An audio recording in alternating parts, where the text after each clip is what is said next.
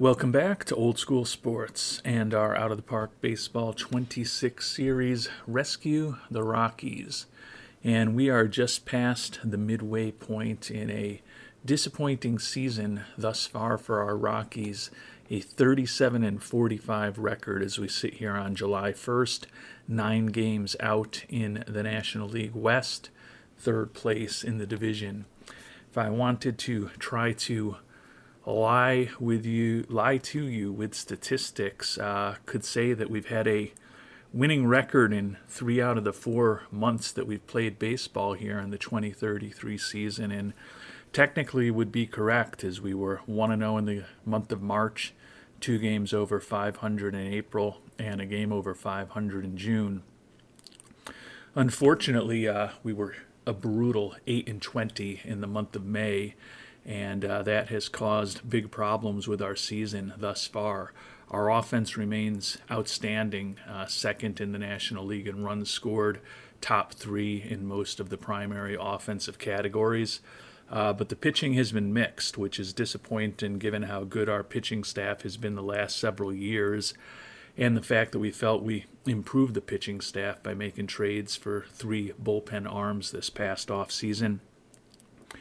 As we touched upon in the last episode when we did our mid-year review, we've given up a lot more home runs than typical this year. When we look at our pitcher ratings, we think that there could be some favorable reversion towards the mean for us over the second half of this season, and at this point still anticipating that we're going to try to compete to make the playoffs for an 8th straight year and try to win it all. But certainly if things go sideways over the next month, we could end up being sellers right before the trade deadline. But initially, we are trying to be buyers. We have made a relatively minor trade, but one that could still help us. Guy that we previewed was available at the end of last episode. Avery Shaham thought we should move forward with considering bringing him on board, and we ended up doing it. We're going to rent the veteran outfielder Roman Anthony, 29-year-old in the final year of his contract. He had moved from Boston to the Angels this past offseason. The Angels are, I want to say, out of it in their division, although they actually have a very similar record and are very similar number of games behind the leader in their division as we are. But they had him on the trade market. Anthony's certainly not a big-time offensive player, hitting .216 this year with an 88 WRC plus, has been a below-average offensive player for the last year and a half. But he is a competent defensive center fielder, and when we look at his ratings, he should be a competent bat against right-handed pitching, which is where we're going to be playing him. So we picked him up, and we ended up sending down to AAA Dean West, who's been our center fielder most of this year. Another left-hander who's competent defensively in center field, but he has been bad offensively this year, and when we look at his ratings, he's not quite as proficient against right-handed pitching. And West, over the course of his major league career, has been a well below average offensive player, while our new addition, Mr. Anthony, has, over the course of his career, been a slightly above average offensive player, even if he's been more of a average offensive-ish guy over the last 3 years. So don't think it's a particularly impactful move, given that Anthony, like West, is fragile physically. It's not inconceivable we'll be having West back up in the not-too-distant future if Anthony gets banged up, but feel he can play pretty similar defensive center fielder for us and hopefully be slightly more productive offensively against right-handed pitching. Didn't cost us a ton to make this trade. And we actually got $82,000 in international amateur bonus pool money. Not sure if that'll be enough to actually sign anybody, but we'll give it a whirl with some of the players that are left. We had to give up Efren Kubila, a reliever who has been in AAA for us the last few years, but not really a big-time prospect. And then we did give up Sam Gray, the 24-year-old outfielder who was up with us for parts of the last couple of years. Not particularly productive, hitting .091 last year and then a .180 this year and 50 at-bats. Was hitting .329 in AAA. Think he can be a good contact hitter with good extra base power, but he's not going to draw many walks, not going to hit a ton of home runs. Does have a good personality, decent defensively, decent speed, but didn't see him being anything more than a fourth outfielder at best for us going forward.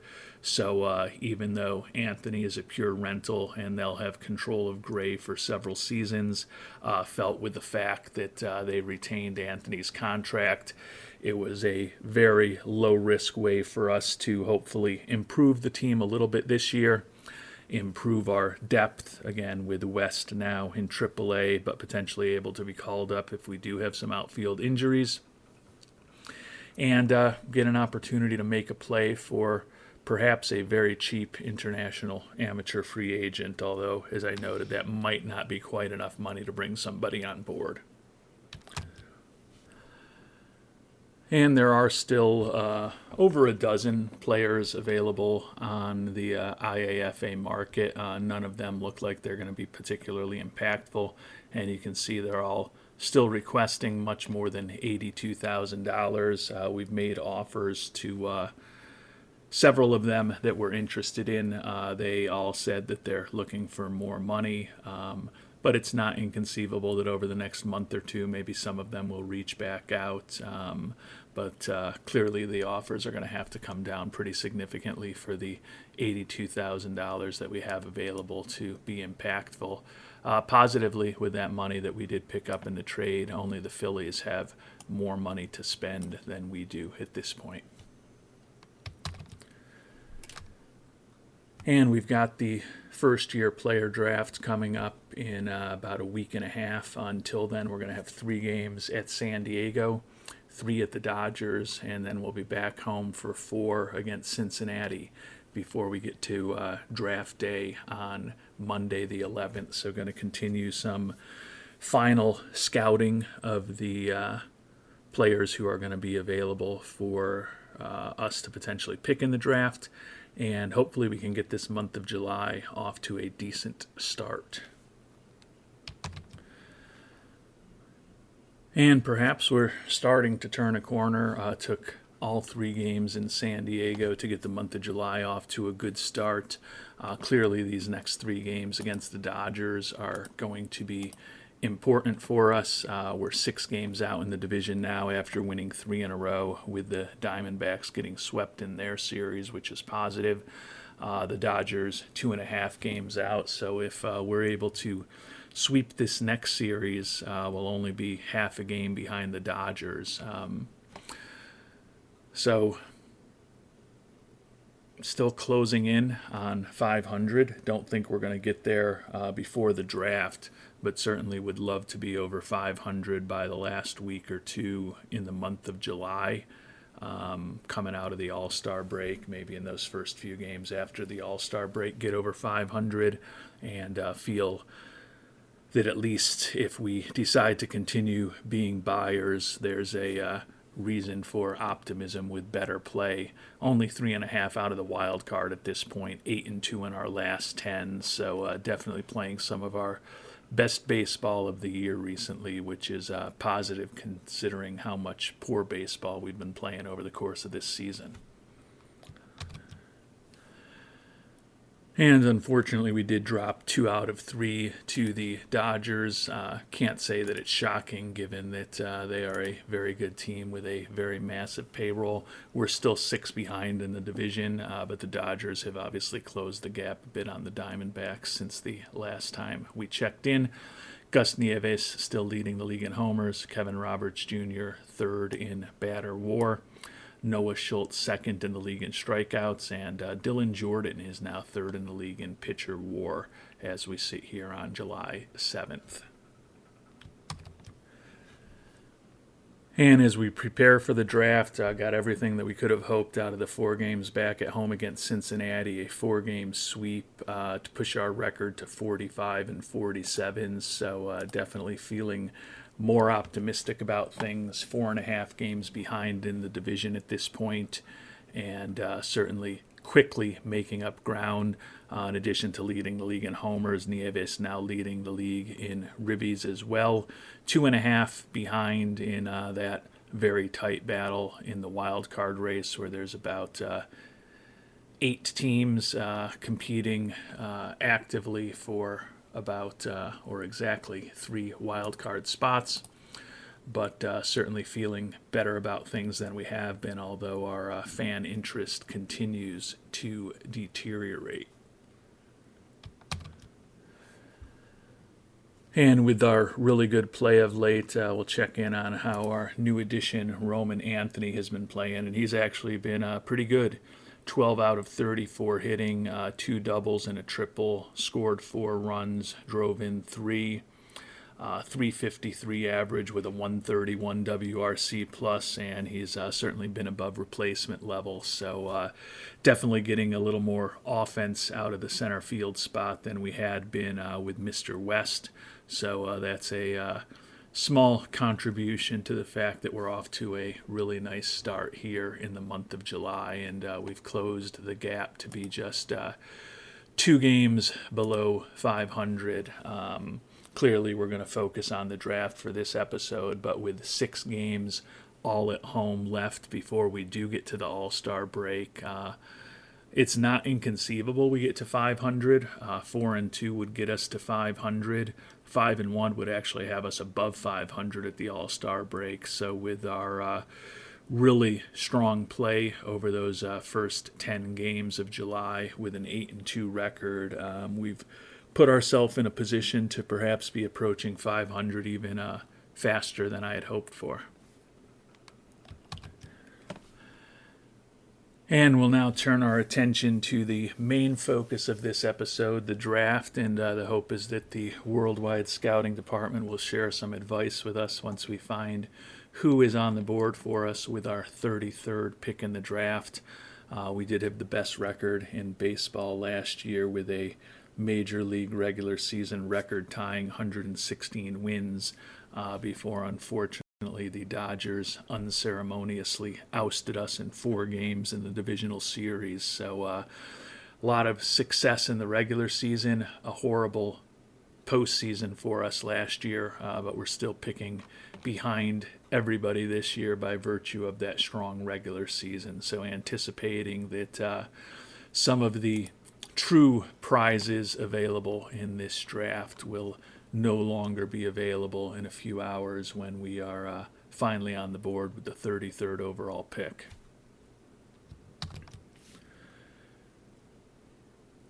And as expected, the top prospects and the people that our scout thinks has the highest ceilings are largely off the board, but still a interesting group of pitchers and position players to consider. We'll go from the bottom up with the pitchers, looking at the 10 or so players who have 65 or higher potential. Reliever Brian Tillman, 21-year-old out of Florida. Rough personality. He does have high adaptability, but low leadership, loyalty, work ethic, and baseball IQ. Ground ball tendencies, though, think he can reach 100 miles an hour on the radar gun. He's definitely a reliever with a fastball changeup combination, but we think that his stuff, his movement and control could all be well above average. Fair amount of work for someone who's 21 years old already and has played 3 years of very high-level baseball at Florida. Fair amount of work to do on his control, but still an interesting prospect for Brian Flotsam Tillman. Don't think we'd go with him with the first-round pick, given his somewhat difficult personality. High school starting pitching prospect Evan Russell. Think he can reach the mid to high 90s, really good stamina, potential 4-pitch arsenal, although the slider doesn't look particularly impressive. Think his stuff, movement, and control could all be slightly above average. Mike Roos, another high schooler out of Newark, New Jersey.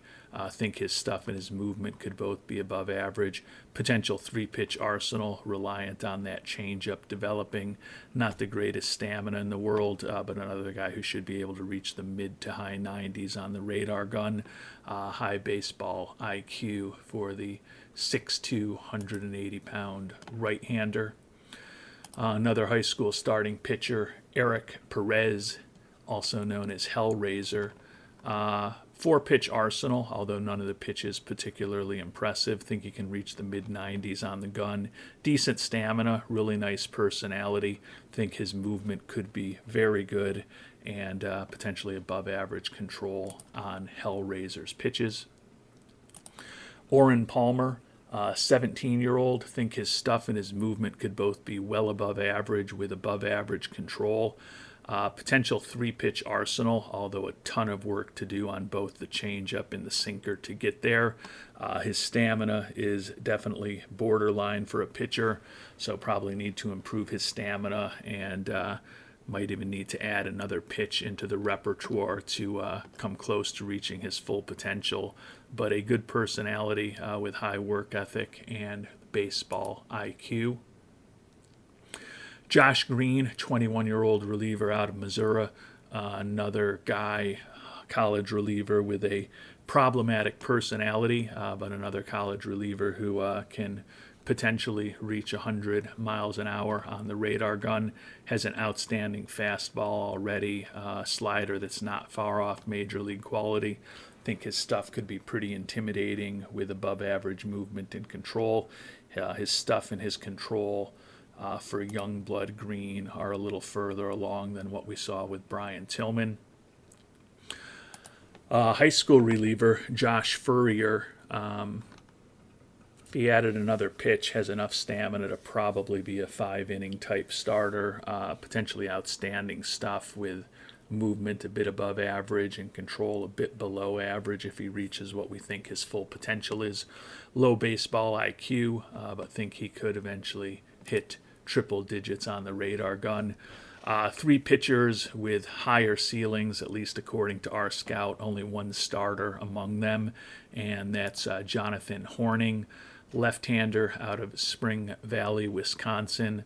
Like the high adaptability and baseball IQ, think he can get to the mid-90s. Really good stamina, pretty good at holding on runners. Potential four-pitch arsenal, although the screwball we don't think is going to be particularly impressive, and he's got a lot of work to do with the change as well, but ultimately think his stuff, movement, and control could all be above average, so a pretty interesting left-handed pitching prospect in Horning. Closer Romero Aguayo, another college reliever out of Wofford College, so not quite the same level of baseball as our players that we looked at from Florida and Missouri, but still a good competition level for him.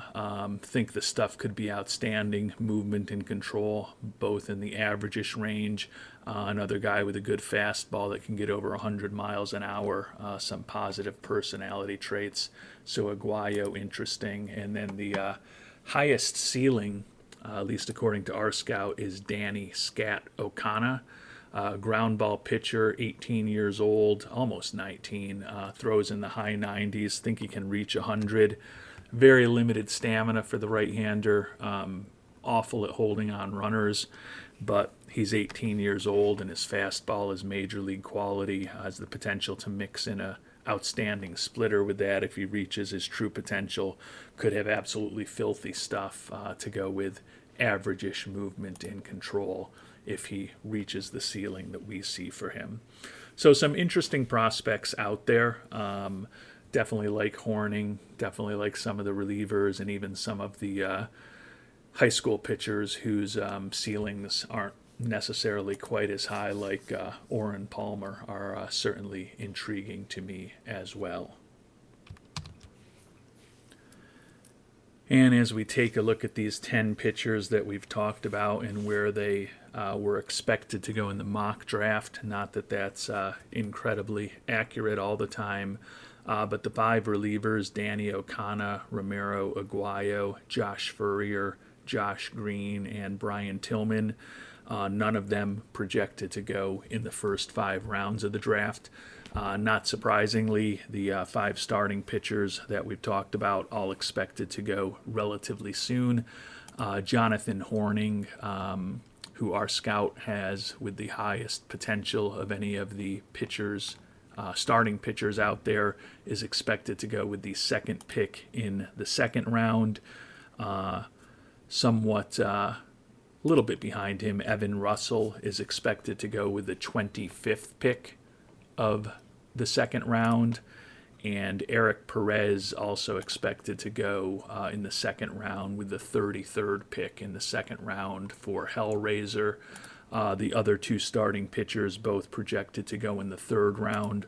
Orrin Palmer projected to go with the 12th pick in the 3rd round of the draft, and then Mike Roos is projected to go with the 15th pick in the 3rd round. So if we want to pick up Horning in particular, it seems like now is the only likely opportunity we would have to do that. The rest of the starters would think that at least one, and perhaps more than one of them, would be around for our 2nd round pick.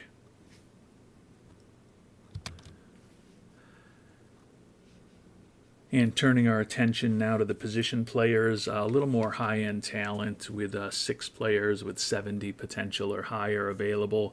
But there are 4 lower regarded players, according to our scout, that we're also going to talk about, who have us at least intrigued a little bit. The right fielder, B.J. Martin, 18-year-old left-handed hitting outfielder out of Lulling, Louisiana. B.J. Martin is expected to go with first-round supplemental pick, the 4th of the supplemental picks, so just 5 picks from now. So certainly if we want him, this would be the time to bring him on board. Like the durability, looks like a competent defensive corner outfielder with decent speed, but really good contact and gap power, and competent in terms of his home run power and his eye for Tag Martin. Center fielder John Ledford, also known as Skid Row, expected to go with the 26th pick in the 2nd round. Some positive personality traits here: high adaptability, work ethic, and baseball IQ. Can't ask for much better than that in terms of their potential development. Looks like a competent corner outfielder with a bat that could be a little bit above average at everything. Is fragile physically, but Skid Row, certainly an interesting prospect, and if we want him, now is probably the time to take him.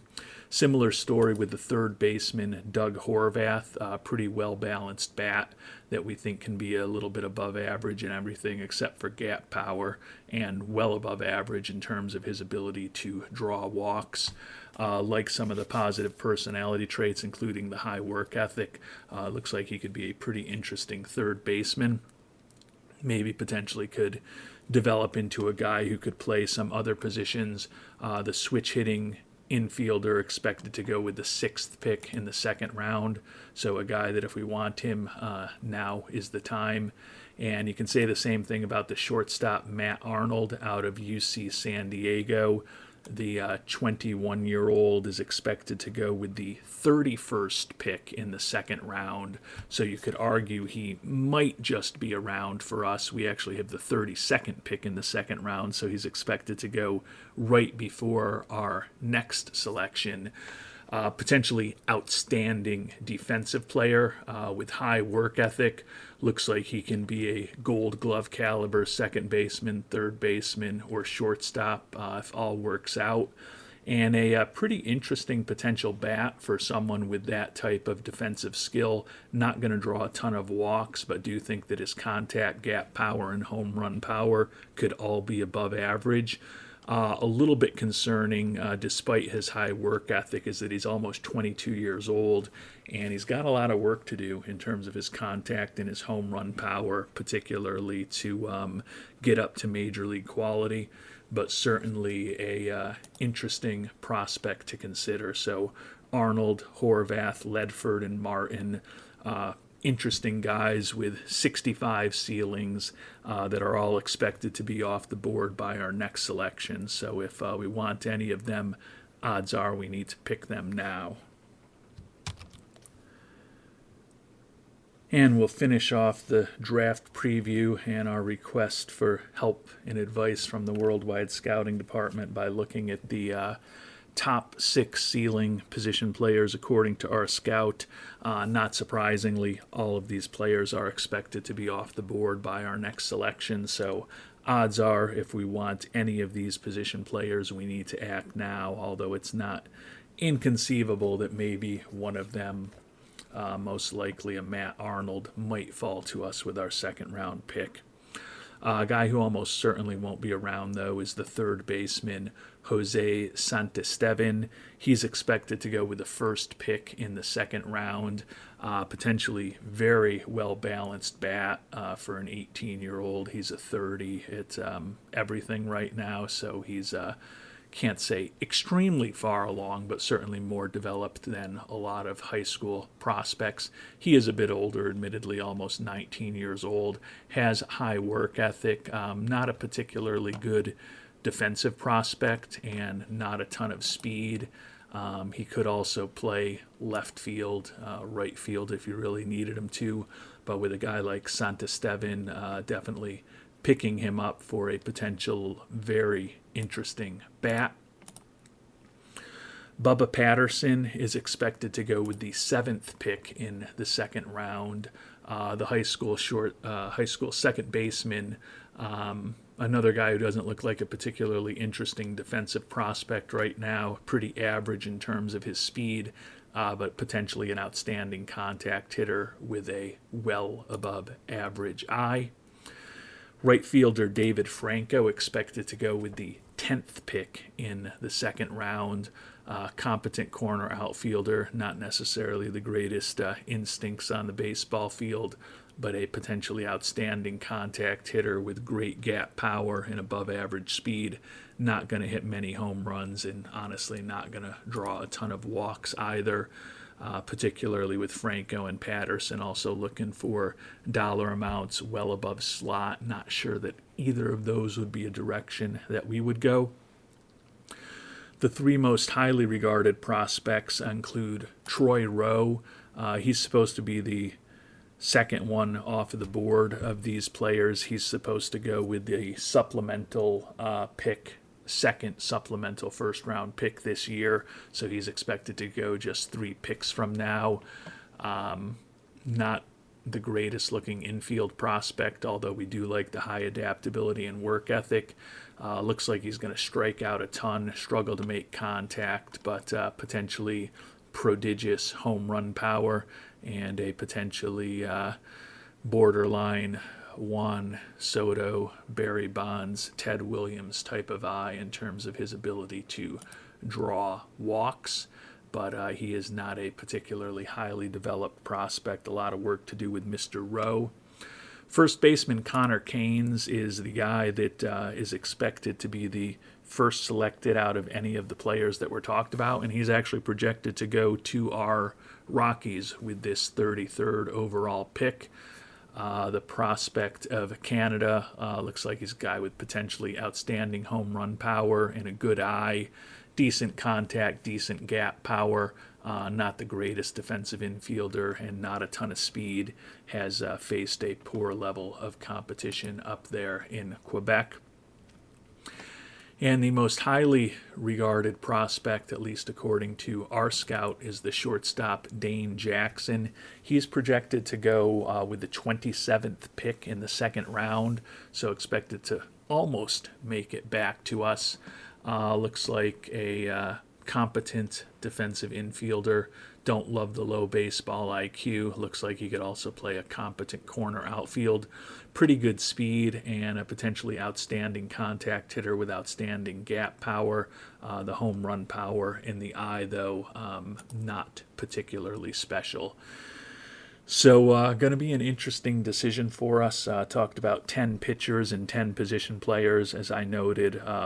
All 10 of the position players expected to be off the board by our next selection. So odds are, if we want to get one of them, we need to do it now.